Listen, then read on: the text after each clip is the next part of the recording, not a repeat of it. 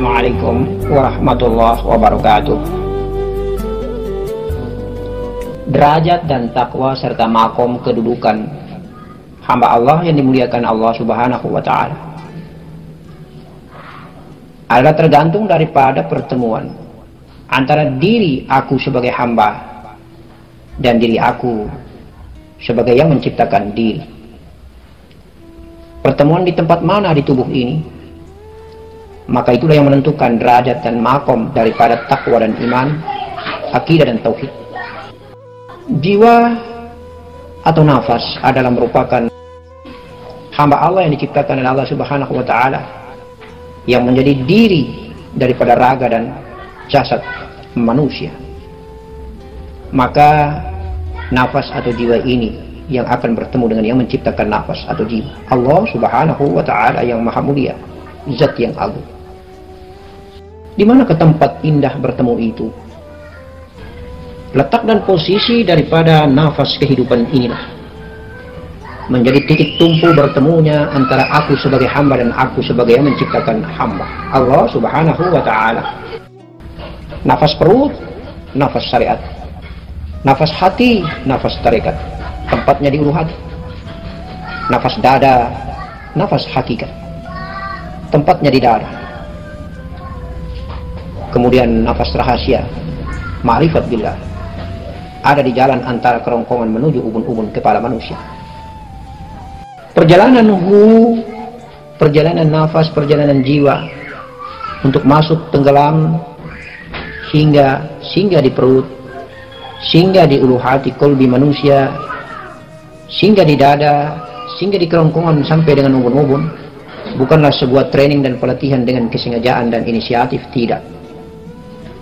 Tetapi sebuah ikhtiar yang kita lakukan sementara berupaya untuk bertemu dan menempatkan posisi di perut, di hati, di dada, kerongkongan dan ubun-ubun adalah kuasa dan kebesaran Allah Subhanahu wa Ta'ala dengan kemampuan dan energi dahsyat yang menghantarkan melalui malaikat Jibril alaihissalam dan malaikat Israel alaihissalam, serta mursyid, robitah mursyid, dan Allah maha baik yang sebagai penentu segalanya, yang mengamanahkan kuasa mengantar, memberikan mandat kuasa mengantar, mengkawal adalah Allah Subhanahu wa Ta'ala.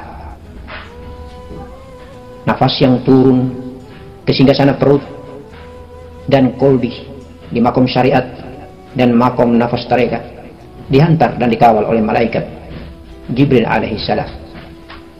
Ketika naik di atas makom dada, di atas nafas dada, di area dan wilayah negeri malakuti ruh al malakuti nur menuju negeri Allah di ubun-ubun kepala, maka gawean ataupun urusan ini dikawal dihantar oleh malaikat Israel alaihissalam,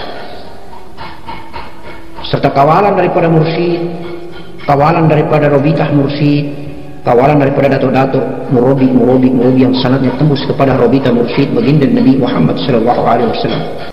Itulah peranan di dalam menghantarkan dengan karomah dan laduni Allah Subhanahu wa Ta'ala seseorang salik ini berjalan, hingga dia tidak lupa diri bahwa sesungguhnya perjalanan itu secara ghaibiah, walaupun dia tidak kasaf melihat, tetapi yakinlah bahwa hantaran menuju ke negeri Allah, bertemu, bermusyahadah, bercengkrama, tenggelam fana lebur di dalam zatnya, adalah merupakan tugas dan peranan daripada utusan-utusan Allah ini, insya Allah.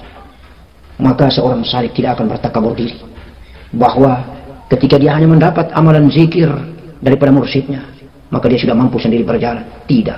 Semuanya adalah merupakan tuntunan daripada Allah sebagai maha guru, robita mursyid, datuk baginda Nabi Muhammad SAW, dan murobi turun sampai kepada mursyid. Insya Allah.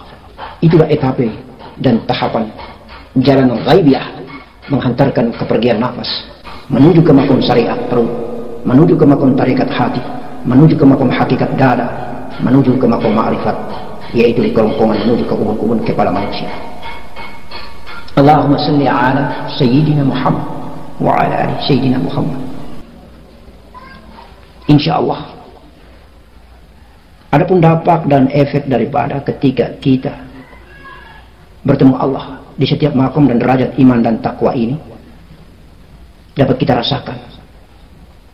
Seseorang ketika Dia selalu berziarah, dia selalu berjalan, bertemu dengan dirinya, bertemu dengan Sang yang menciptakan dirinya, Allah Subhanahu wa taala yang agung dan mulia, Allah Azza wa Jalla, insyaallah di makom syariatnya.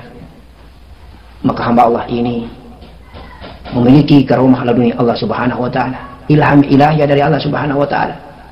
Ada kelebihan-kelebihan duniawi yang dimiliki.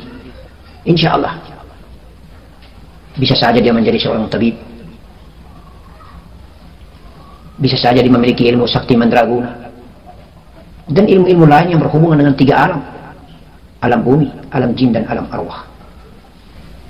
Insya Allah begitu juga hamba Allah yang berada di makom takwa, iman dan tauhid di hati, di dada aras Allah, kemudian di kerongkongan sampai dengan di ubun-ubun kepalanya.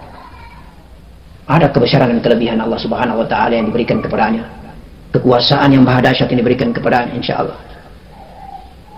sebagai lambang bahwa kuasa dirinya sebagai aku hamba telah fana dan lenyap dalam aku Allah Subhanahu wa taala, telah tenggelam dan lenyap dalam sifatnya, telah tenggelam dan lenyap dalam asmanya, telah tenggelam dan lenyap di dalam zatnya. Itulah leburan dan fana dari af'al, lebur di dalam asma, dan asma lebur di dalam sifatnya, sifat lebur di dalam zatnya.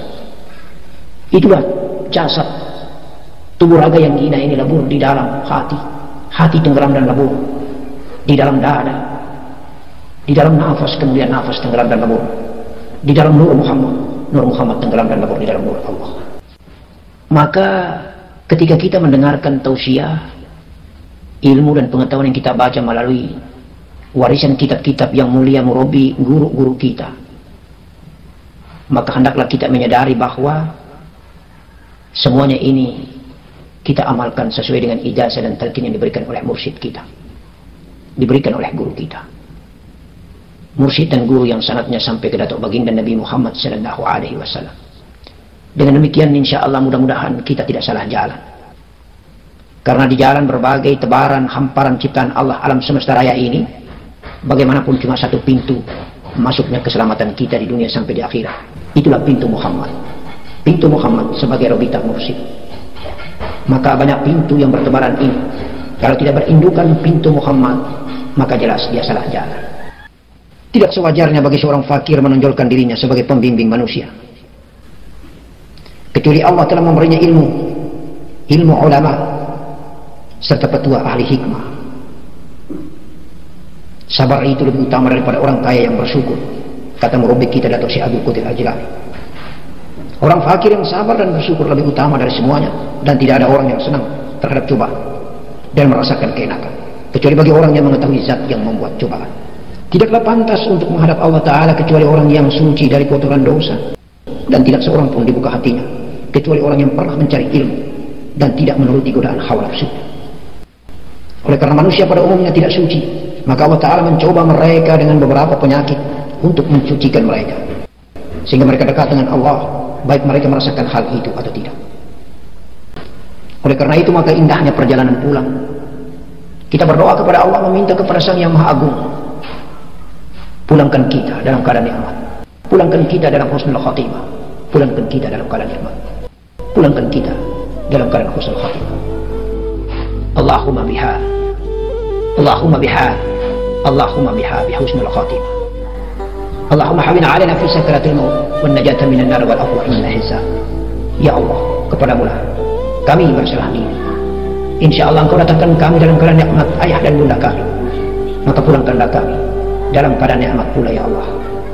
Hanya Engkau yang mengasihi dan menyayangi kami, seperti Engkau mengasihi dan menyayangi datuk kami baginda Nabi Muhammad sallallahu alaihi wasallam, seperti Engkau mengasihi dan menyayangi keluarganya, ahlul bait dan turunan darahnya. Inna lillahi wa inna ilaihi raji'un. Assalamualaikum warahmatullahi wabarakatuh.